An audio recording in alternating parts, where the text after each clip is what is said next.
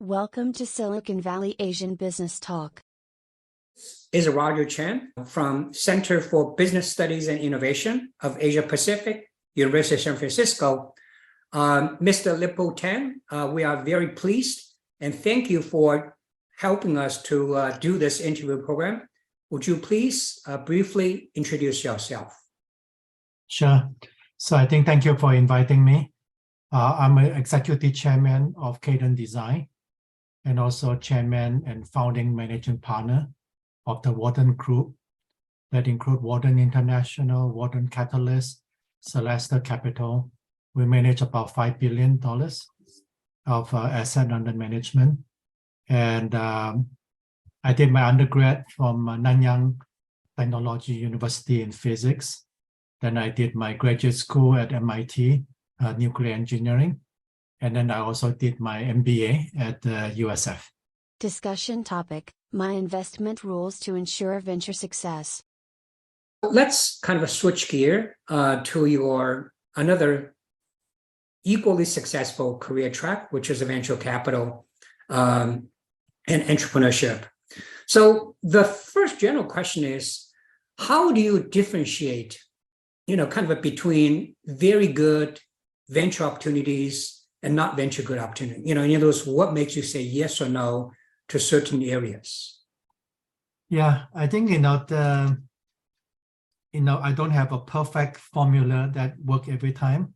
As you know, some of them successful, some of them you need a lot of work, and some of them you have to struggle, to find a home for that company.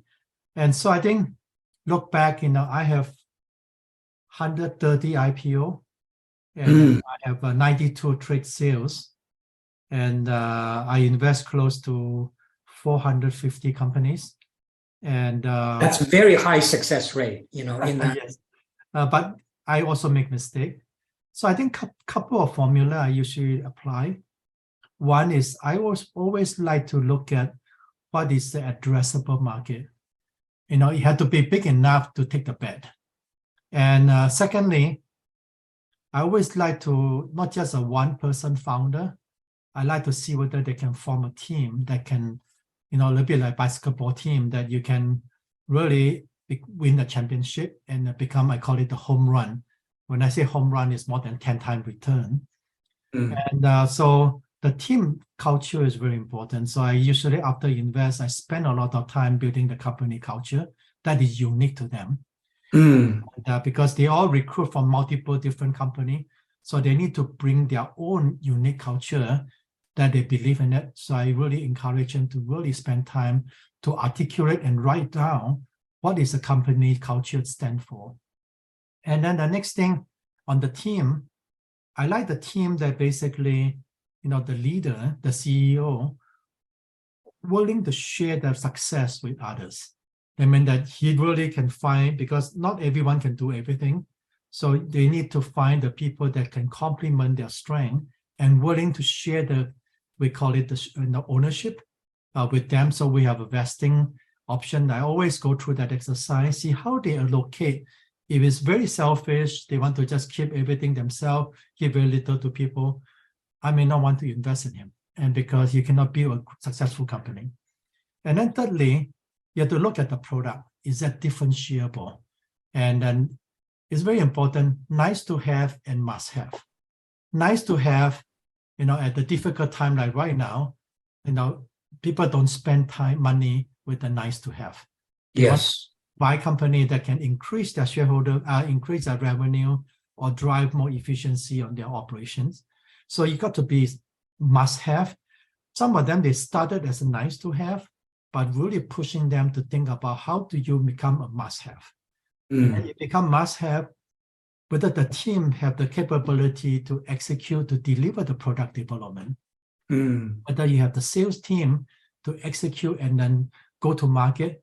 I spend a lot of time go-to-market strategy and how to find the killer app, the real solution application that, really you're pushing them to think hard and to find what is really differentiation, how sticky is that product to their customer, and then how do you quietly wedge in and create a platform And that's where you become the huge success on that.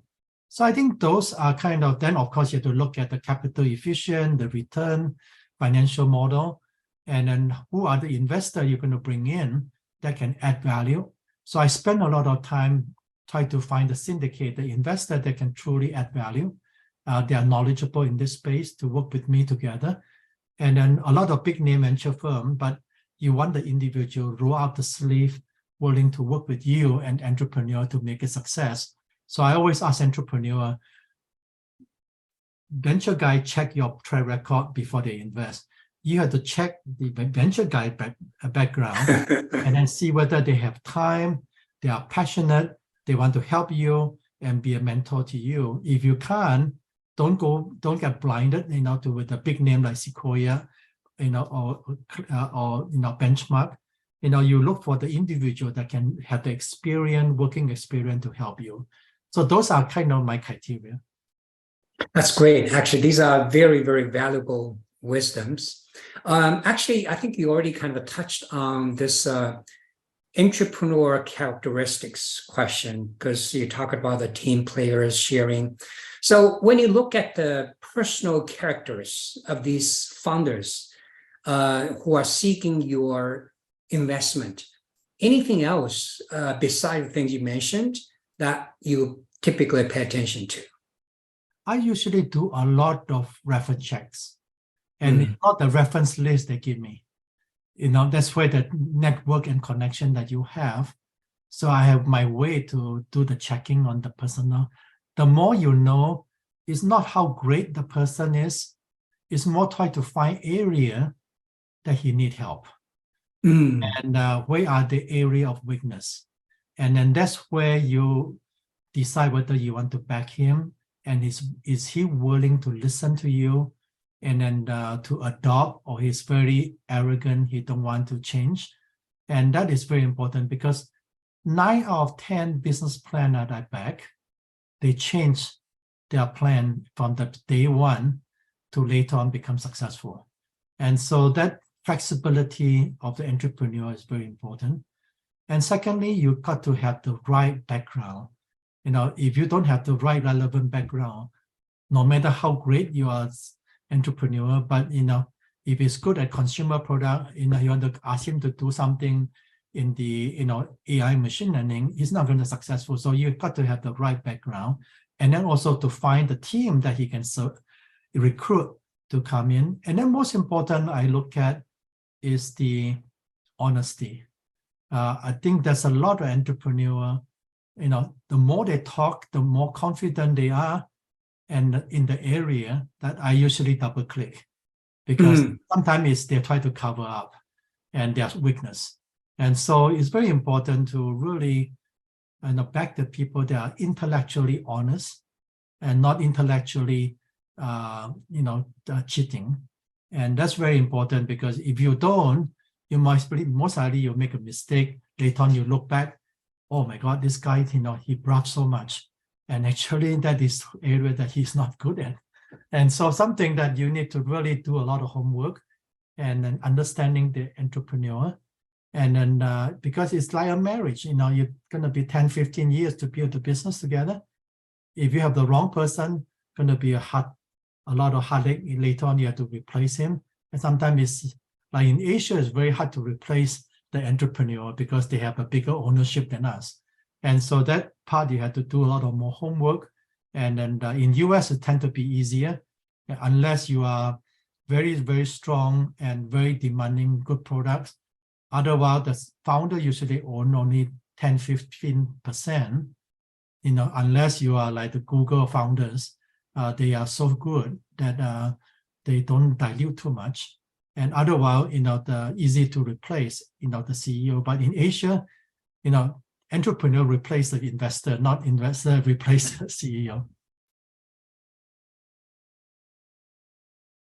Thank you for watching.